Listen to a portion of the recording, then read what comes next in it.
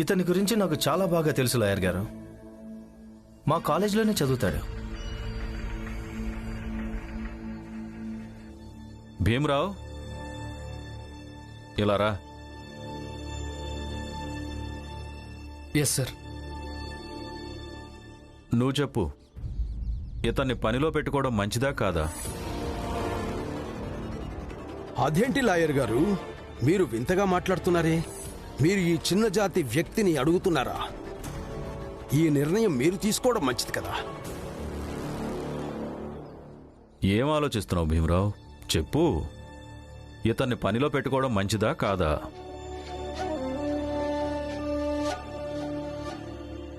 బాబు భీమ్, నేను చెప్పే మాట ఒకటి ఎప్పుడు గుర్తుపెట్టుకో. ఏదైనా ప్రతిభ రావడం వల్ల ఇంకొక ప్రతిభకు ఎలాంటి హాని కలగదు.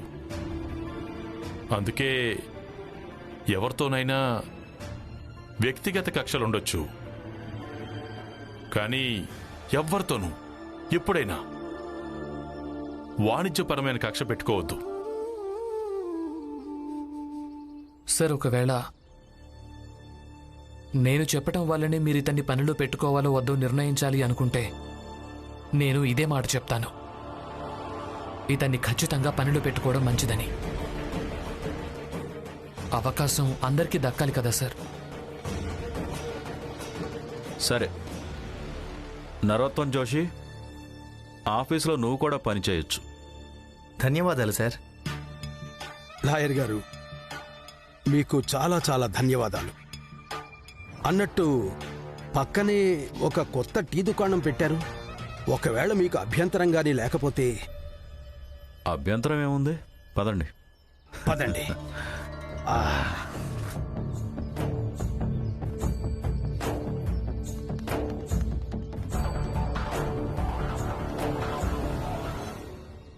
మందబుద్ధి,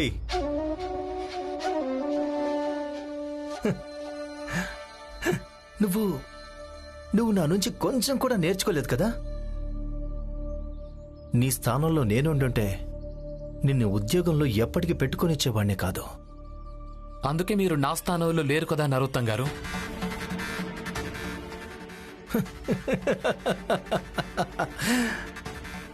ఇది కూడా మంచిదే. ఇప్పుడు నేను ఎలాగో ఇక్కడికి వచ్చాను కదా, నిన్ను ఈ పనిలో నుంచి అలాగే ఈ ఆఫీస్ నుంచి తప్పకుండా గెంటేయిస్తాను. నువ్వు ఒక పని చెయ్యి, నువ్వు వెళ్ళి వేరే పని వెతుక్కో. బయలుదేరు, వెళ్ళో. మీరు ఏమీ చెయ్యలేరు. నేను ఇక్కడే పని చేస్తాను, అలాగే చేస్తూ ఉంటాను. మీరు నన్ను ఈ పనిలోంచి గెంటెయ్యలేరు, అలాగే ఎప్పట్లాగే నన్ను భయపెట్టలేరు కూడా.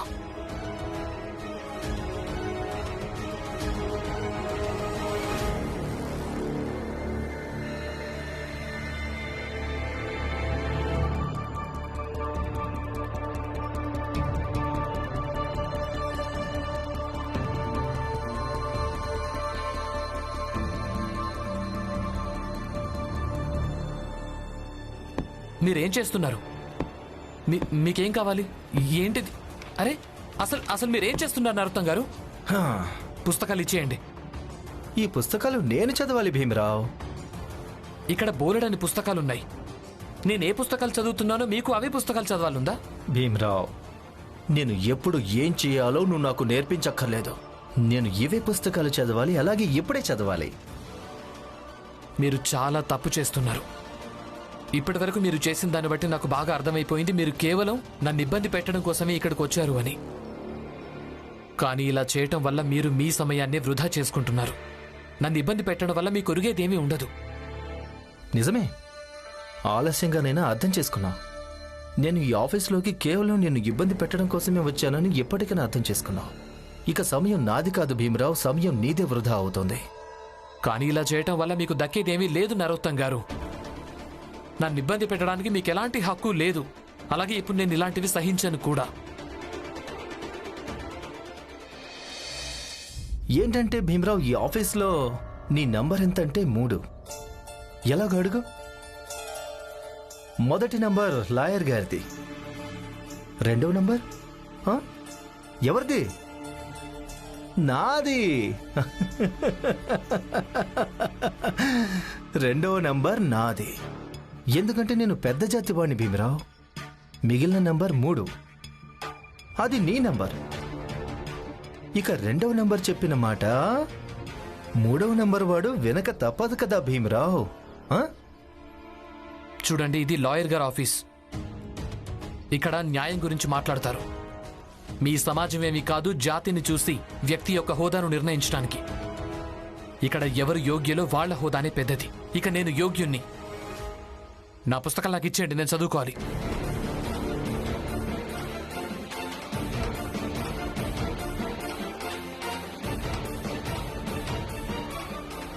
ఇక్కడేం జరుగుతోంది? సార్, నేను ఇక్కడ కూర్చుని పుస్తకాలు చదువుతున్నాను. నేనేం చదువుతున్నానో అవే కావాలని నా నుంచి లాక్కున్నారు. దానికి నాకు ఎలాంటి సంబంధం లేదు. మీ ఇద్దరి గొడవల వల్ల నా ఆఫీస్కి నష్టం కలగడానికి వీల్లేదు. అర్థమైందా? అలాగే.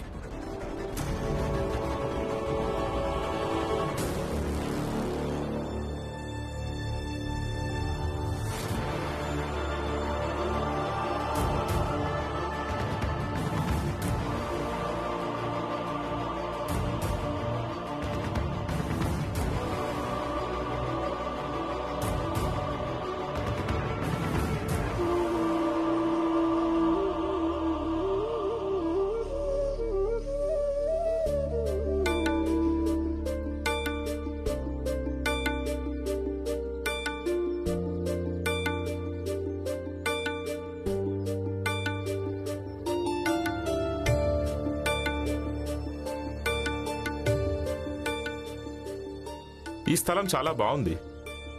దీన్ని ఈరోజు సాయంత్రమే కొనేయాలి. ఇల్లు ఇక్కడే నిర్మిద్దాం. ఇల్లు నిర్మించడంలో ఎంత సమయం పడుతుందో, అలాగే ఎంత ఖర్చు అవుతుందో ఆ లెక్కలన్నీ చేసివ్వు. అలాగే మార్కెట్లో ఈ విషయాన్ని తెలియజేయి, ఇల్లు అమ్మకానికి ఉందని. అలాగే, నేను ఇప్పుడే లెక్కలు వేసి చెప్తాను. అలాగే ఈ రోజే ఈ వార్తా పేపర్లో వేయిస్తాను. దాన్ని చూసి త్వరగా అందరూ వచ్చి స్థలాన్ని కొంటారు. 4 ఇళ్ళు నేను కూడా కొంటాను.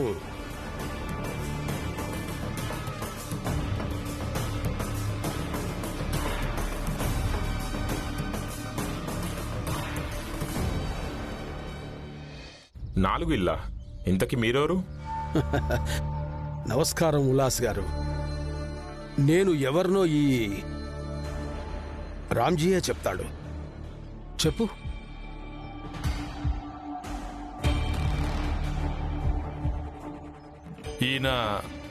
ఈయన పేరు ప్రచండదేవ్. ఉన్నత జాతివాడు, పెద్ద మనిషి. అయితే బుక్ చేసుకోండి. అలాగే కాగిత కార్యాచరణ పూర్తి చేసుకోండి. ఖచ్చితంగా చేసుకుంటాను. కానీ అంతకంటే ముందు నేను మీకు లాభం వచ్చే ఒప్పందం మాట్లాడతాను. అలా పక్కకెళ్ళి మాట్లాడుకుందామా? పదండి. రండి.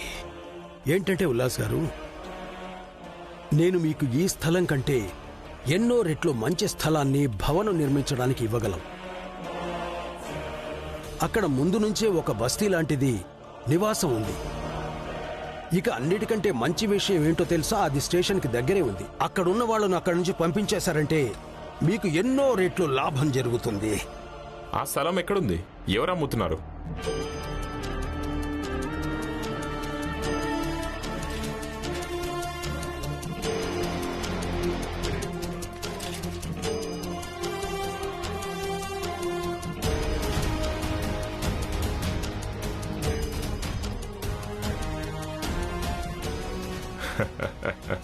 అద్భుతం. మీరు ఏర్పాటు చేయండి, నేను అక్కడే బిల్డింగ్. అలాగే.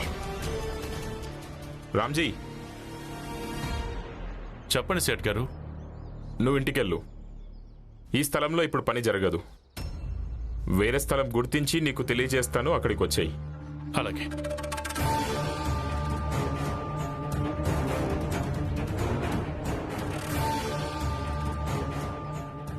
రామ్జీ, ఇప్పుడు నేను ఏ ఆట ఆడానో దాంట్లో నీతో పాటు భీమ్ ఇంకా బస్తీవాసులంతా నుజ్జునుజ్జైపోతారు. చూస్తూ ఉండు.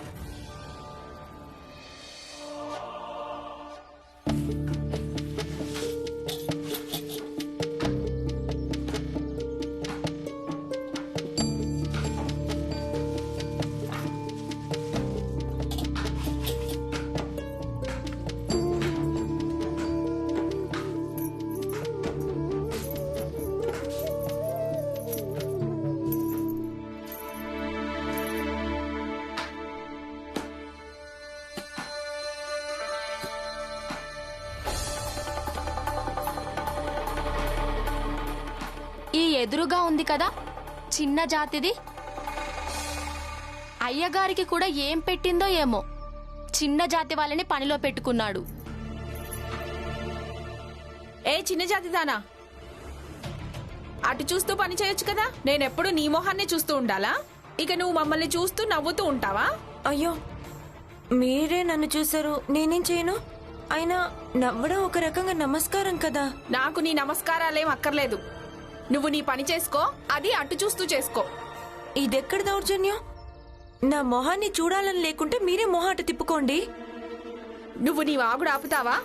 నీ పనేదో నువ్వు చూసుకో, లేదంటే ఇక్కడే ఎత్తి పడేసి నీ తల పగల కొడతాను. అలా ఎలా కొడతారు? అయినా నేనే వాగడం లేదు, నిజమే చెప్తున్నా. ఉండు, నువ్వు వాగుతున్నావో లేక నిజం చెప్తున్నావో ఇప్పుడే చెప్తాను. అయ్యో, మీరేం చేస్తున్నారు? వదలండి నన్ను. ఏం చేస్తున్నారు మీరు? నా చెయ్యి వదలండి. అయ్యో, ఏం చేస్తున్నావక్క? చిన్న జాతికి చెందింది, మన జాతి భ్రష్టు పట్టిపోతుంది.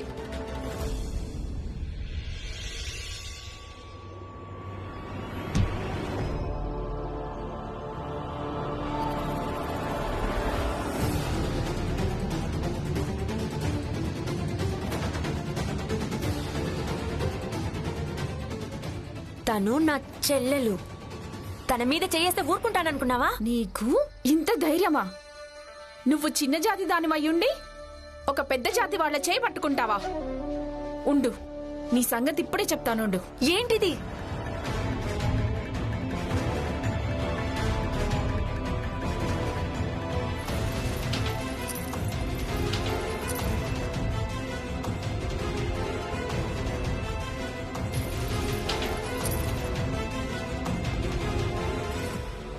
వదలండి, వదలండి. అయ్యో, అసలు ఇక్కడ ఏం జరుగుతుంది?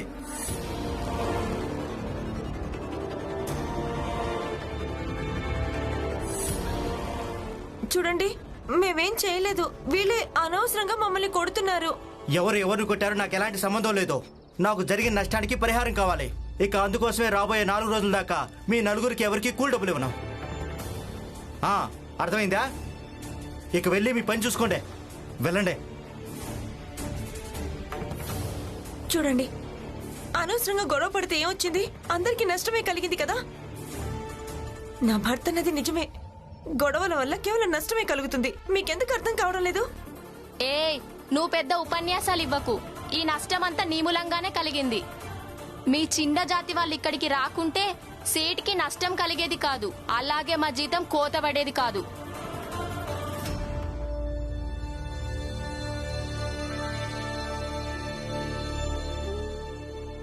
మీరు బానే ఉన్నారు కదా? తగలలేదు కదా? లేదు, పద పని చేసుకుందాం.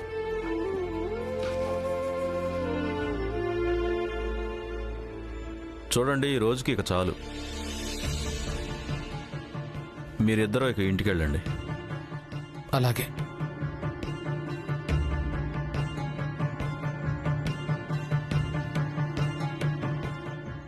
చూడు,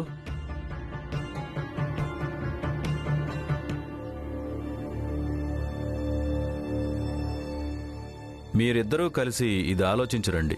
ఒక నేరస్తుడు ఆత్మహత్య చేసుకోవాలనుకుంటే అందుకు ఎన్ని పద్ధతులుంటాయో.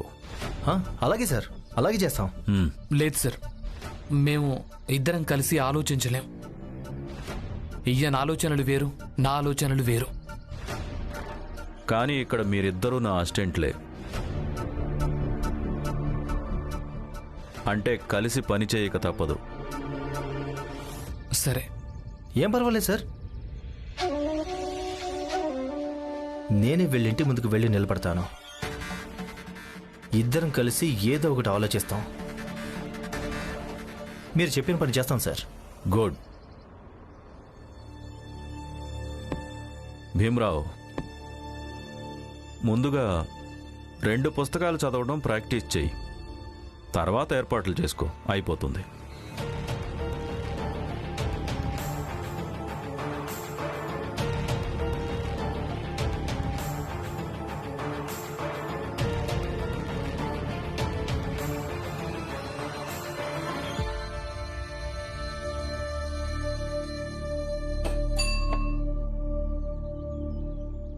ఏంటి చిత్రమైన చిత్రమైన తలరాత నీది. అంటే నువ్వే చూడు, ఈ ఆఫీస్లో నెంబర్ 3 అంటే అంటే అందరికంటే వెనక. ఎక్కడికి వెళ్ళినా వెనకే ఉండిపోతావు. జాతిలో అందరికంటే వెనక, కాలేజీలో కూడా అందరికంటే వెనక. ఇక ఇప్పుడు ఇక్కడ ఈ ఆఫీస్లో ఇక్కడ కూడా అందరికంటే వెనక. నంబర్ 1, మీరు లాయర్ గారి చైర్లో ఈ విధంగా కూర్చోకుండా ఉండాల్సింది. నంబర్ 2, ఇదొక బ్యారిస్టర్ గారి ఆఫీస్. ఇక నంబర్ 3, ఇక్కడి నుంచే ఈ విషయంలో పోరాటం జరుగుతూ ఉంటుంది. భవిష్యత్తులో ఇలాగే ఎవరి కుర్చీలోనూ కూర్చొని మేము అందరికంటే వెనకబడ్డామని నిర్ణయం తీసుకోకూడదు అని.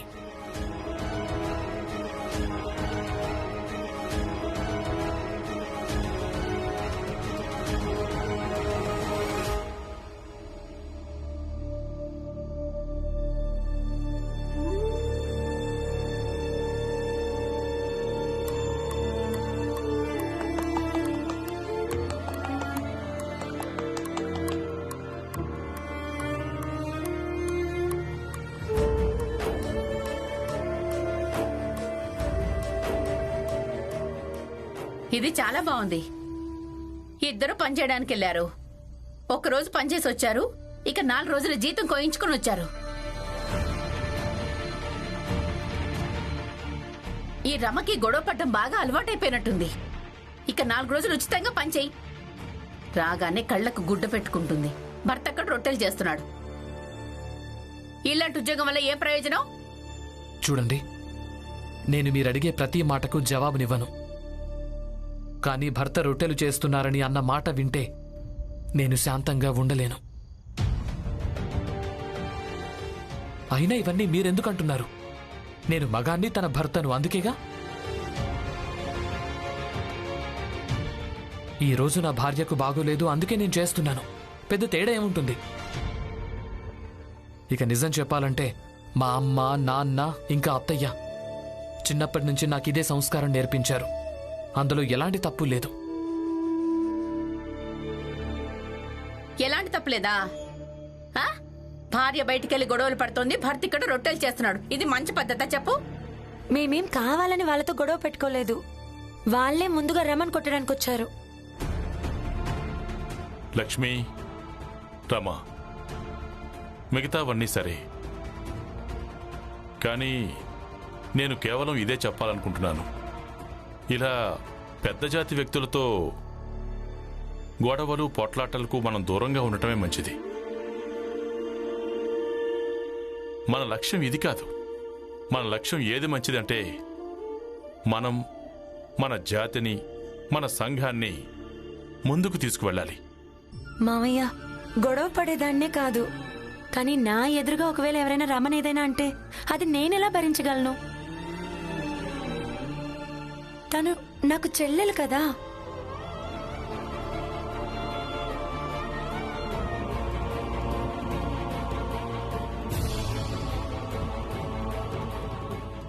రమా, ఇదిగో భోజనం చెయ్యి.